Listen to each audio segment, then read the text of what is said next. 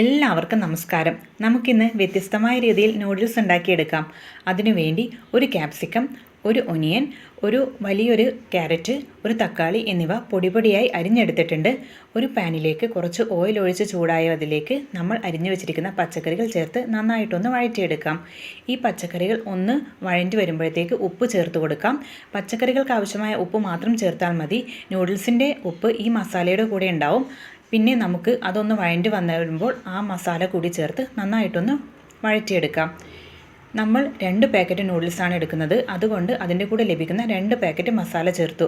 ഇനി നന്നായി വേവിച്ച് വെച്ചിരിക്കുന്ന നൂഡിൽസ് അതിലേക്ക് ചേർത്ത് നല്ലപോലെ ഒന്ന് മിക്സ് ചെയ്തിട്ട് ആ മസാല നൂഡിൽസിൻ്റെ എല്ലാ വശത്തും എത്തുന്ന പോലെ നന്നായി നമുക്ക് മിക്സ് ചെയ്തെടുക്കാം. ഇപ്പോൾ നമ്മൾ അത് നല്ലപോലെ ഒന്ന് മിക്സ് ചെയ്തിട്ടുണ്ട്. ഇങ്ങനെ തയ്യാറാക്കിയെടുത്താൽ എല്ലാവർക്കും തീർച്ചയായും ഇഷ്ടപ്പെടും, പ്രത്യേകിച്ച് കുട്ടികൾക്ക്. ഇനി ഇതുപോലെ എല്ലാവരും ഒന്ന് ട്രൈ ചെയ്ത് നോക്കണം. എല്ലാവർക്കും നന്ദി.